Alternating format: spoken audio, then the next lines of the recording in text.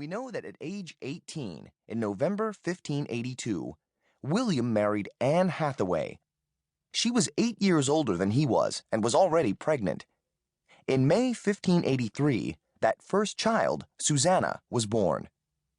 In late January or very early February 1585, William and Anne Shakespeare had twins, Hamnet and Judith. We know that Hamnet died in August 1596. William and Anne had no more children.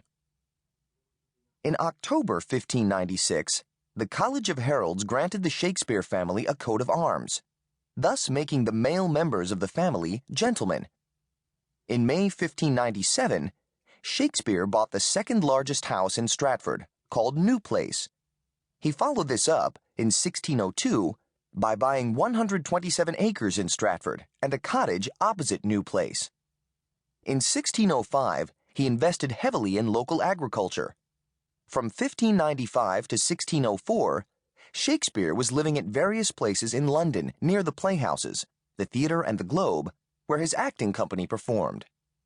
In 1612, he bought a house in Blackfriars in London, again near his theatrical company's newest theatre, Blackfriars.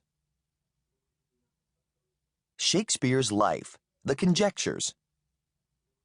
So much for the facts.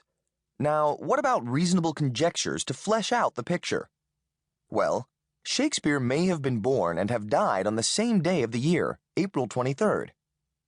Coincidentally, St. George's Day, the day dedicated to the patron saint of England, is also April 23rd. Shakespeare was almost certainly educated at the grammar school in Stratford, where he would have received a solid background in exactly the Latin and Greek literature and language that show up in his plays. We think he went to London in about 1586 and was an established playwright by 1592. We think he returned home regularly to Stratford to visit his wife and family, a 2-day trip on horseback. He is also likely to have returned to Stratford during the frequent outbreaks of the plague in London between 1603 and 1610, because it was safer and because the playhouses were closed down during those periods.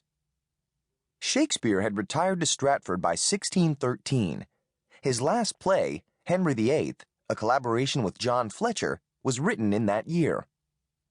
He became involved, along with many of Stratford's citizens, in a land dispute in 1614, the so-called Welcome Controversy. In March 1616, Shakespeare revised his will to ensure that his daughter Judith was not victimized by her recent husband, Thomas Quiney, altogether a bad sort. On April 23, 1616, Shakespeare died of unknown causes at the age of 52. Did he die from celebrating his birthday too boisterously? We think that the reference in his will to giving his wife their second-best bed is more likely a sign of affection. The best bed would have been for guests, than of marital discord. In 1623, two of his fellow actors, John Hemmings and Henry Condell, published Mr. William Shakespeare's Comedies, Histories, and Tragedies, familiarly known as the First Folio. There you have it, the bare bones of a successful life of a self-made man and literary genius, a life full of the usual human events, births, marriage, the buying of property, and one shattering tragedy, the death of his son at an age when his father might reasonably have expected him to survive into adulthood and old age. Shakespeare the playwright. So much for the life of the man. What about his artistic career as playwright and poet? Let's move on to that for a short while. That Shakespeare was a great playwright is beyond dispute, but you need to understand why.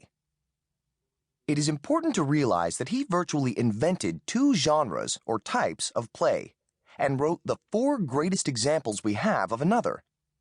The genres he virtually invented were the history play, Richard III, Henry IV, Part 2, and so on, and the romance or tragicomedy, for example, The Tempest and The Winter's Tale. The already established genre in which he excelled was the tragedy, and between 1600 and 1606 he wrote Hamlet, Othello, King Lear, and Macbeth.